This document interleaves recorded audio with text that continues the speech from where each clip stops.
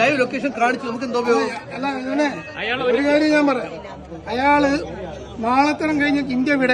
അയാൾക്കൊരു FIR പോലും ഇല്ല. ഞാൻ അന്വേഷിച്ചിട്ടുള്ള ഒരാളാണ്. ഒരു FIR അയാളുടെ പേരിൽ ഇതുവരെ ആയിട്ടില്ല. അതെ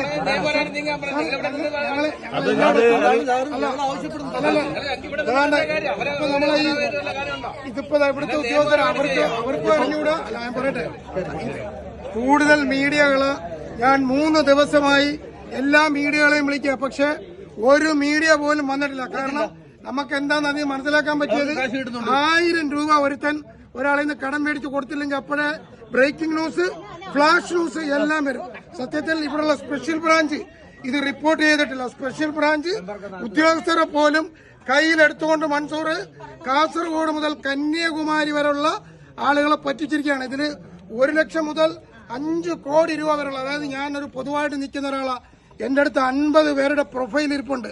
നാളെ വർക്കലയിലെ മകളുടെ കല്യാണമുള്ള 3 ഫാമിലി ഉണ്ട്. അവർക്ക് ഇന്ന് പൈസ കിട്ടിയില്ലെങ്കിൽ അവരാ മകളുടെ കല്യാണം മുടങ്ങും, അവർ ജീവൻ അവസാനിപ്പിക്കുമെന്നാണ് പറഞ്ഞത്. അതുകൊണ്ട് തൊപ്പിയും ഇട്ട് താടിയും വളർത്തി നിങ്ങൾ മുസ്ലിമാണ്, അള്ളാഹുവിന്റെ 100 നാമങ്ങളും ഇട്ട് അവിടെ ഇവിടെ ഒളിച്ചിരുന്ന ഇത്രയും ആളുകള് ഈ നിൽക്കുന്ന ഓരോരുത്തരും 5 പേരുടെ പ്രതിനിധികളാണ്. അതുകൊണ്ട് വളരെ മോശമാണ്.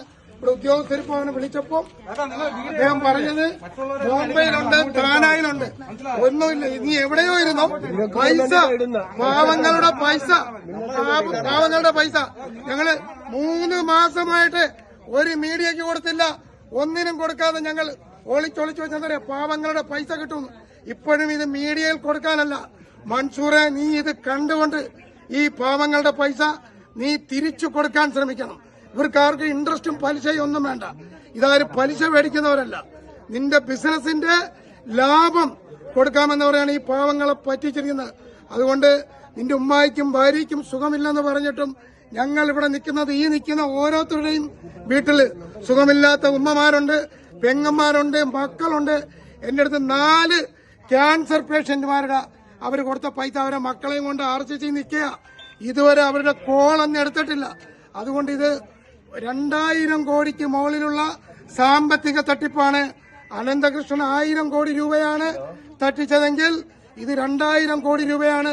വീണ്ടും ഞാൻ പറയുന്നു, പാവത്തുങ്ങളാരെങ്കിലും 1000 രൂപ കടം വാങ്ങിയാൽ അപ്പൊ തന്നെ FIR ഇടുകയും അപ്പൊ തന്നെ കേസെടുക്കുകയും ചെയ്യുന്ന കേരളത്തിലെ ആഭ്യന്തര വകുപ്പ് ഇത് പ്രത്യേകം ശ്രദ്ധിക്കണമെന്ന് തന്നെ എനിക്ക് പറയാനുള്ളത്. അവർക്ക് ശ്രദ്ധിക്കാൻ കഴിയില്ല. അവർക്കെല്ലാം കൈക്കൂലി കിട്ടുന്നുണ്ടാവും. ഞാനൊരു